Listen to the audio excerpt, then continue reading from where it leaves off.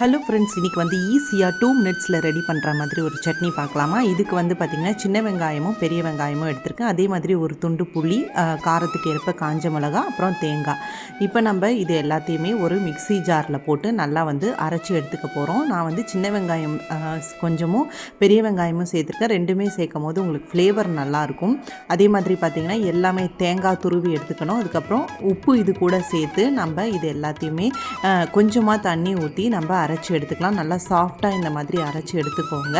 இப்போ நம்ம இதை ஒரு பவுலுக்கு ட்ரான்ஸ்ஃபர் பண்ணிடலாம். இதுக்கு தாளிக்கிறதுக்கு பார்த்திங்கன்னா நம்ம ஒரு தாளிப்பு கரண்டி வச்சு அதில் நல்லெண்ணெய் சேர்த்துக்கலாம். நல்லெண்ணெய் வந்து பார்த்திங்கன்னா உங்களுக்கு வந்து ஹீட்டை வந்து கண்ட்ரோல் பண்ணும். அதே மாதிரி பார்த்திங்கன்னா நம்ம இப்போ கொஞ்சமாக கடுகு சேர்த்துட்டு கடுகு பொரிஞ்சதுக்கு அப்புறமா உளுத்தம் பருப்பும் கருவேப்பிலையும் போட்டு இதெல்லாம் நல்லா பொரிஞ்ச உடனேயே நம்ம வந்து சட்னியில் வந்து இதை தாளிப்பை சேர்த்துடலாம்.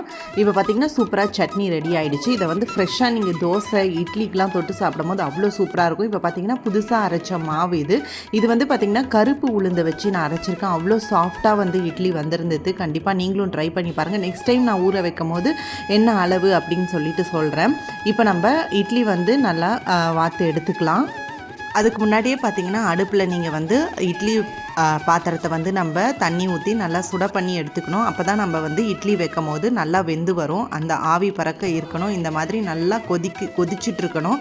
அந்த ஸ்டேஜில் நம்ம இட்லி வச்சு வேக வச்சு எடுத்தோம் அப்படின்னா நல்லா நம்மளுக்கு வந்து சூப்பராக சீக்கிரமாக வெந்து வரும்.